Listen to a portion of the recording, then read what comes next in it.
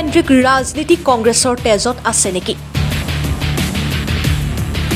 নে কংগ্ৰেছত যোগ্য প্ৰাৰ্থীৰ অভাৱ নে কংগ্ৰেছ দলে কেৱল নিজৰ পৰিয়ালৰ সুৰক্ষাৰ কথাহে ভাবে সাধাৰণ ৰাইজে কংগ্ৰেছৰ পৰা কিয় আঁতৰি থাকিব বিচাৰে এইবোৰ প্ৰশ্ন আমাৰ নহয় এইবোৰ প্ৰশ্ন সাধাৰণ ৰাইজৰ সমাজ পৰিৱৰ্তন হৈছে মানুহৰ চিন্তাধাৰা পৰিৱৰ্তন হৈছে কিন্তু পৰিৱৰ্তন নহল কংগ্ৰেছ দল সাম্প্ৰদায়িক আৰু হিংসা জৰ্জৰিত বিজেপি দলৰ পৰা ৰাইজে দূৰত থাকিবলৈ একমাত্ৰ বিকল্প হৈ পৰিছে কংগ্ৰেছ কাৰণ সাম্প্ৰতিক সময়ত মূল্য বৃদ্ধিৰে জুৰুলা হোৱা ৰাইজ নিশ্চিতভাৱে বিজেপিৰ প্ৰতি অতিষ্ঠ হৈ গৈছে কিন্তু এইটো সময়ত কংগ্ৰেছ দলে শেষ ভৰসা বুলি ভবা ব্যক্তিসকলে কিয় কংগ্ৰেছৰ পৰা দূৰত থাকিব বিচাৰে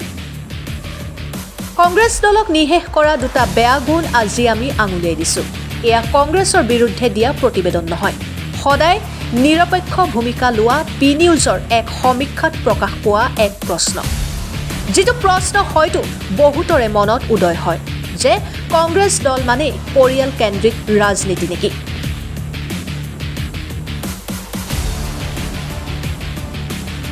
ৰাজ্যত উপনিৰ্বাচনৰ বতাহ বলিছে আৰু এই সময়ত সাম্প্ৰদায়িক দল বিজেপিক পৰাজয় কৰিবলৈ একমাত্ৰ উপায় হ'ল বিৰোধীৰ একতা বজাই ৰখা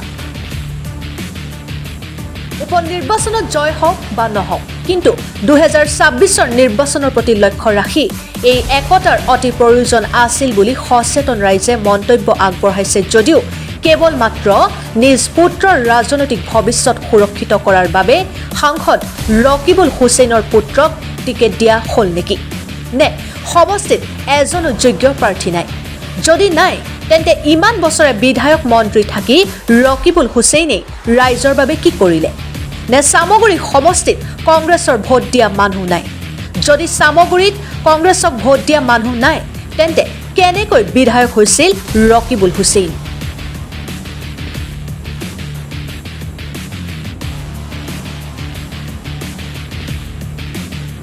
চিকিৎসকৰ পুত্ৰ চিকিৎসক হ'ব পাৰে অভিযন্তাৰ পুত্ৰ অভিযন্তা হ'ব পাৰে তেন্তে বিধায়কৰ পুত্ৰ বিধায়ক কিয় হ'ব নোৱাৰে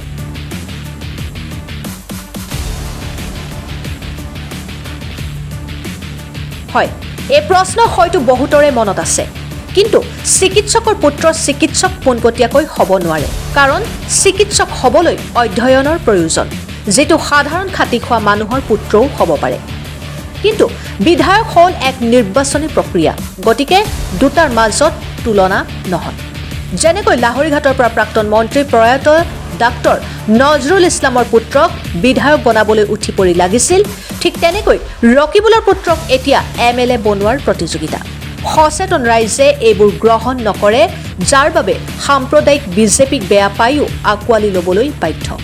যিহেতু গণতান্ত্ৰিক দেশত ৰাজতন্ত্ৰৰ ৰাইজে কেতিয়াও মানি নলয় তেনেকৈ যদিও পিতৃৰ জনপ্ৰিয়তাৰ বাবে পুত্ৰক ভোট দি এটা দুটা সমষ্টিত জয় কৰিব পাৰে যদিও তাৰ প্ৰভাৱ বেলেগ সমষ্টিত পৰাটো নিশ্চিত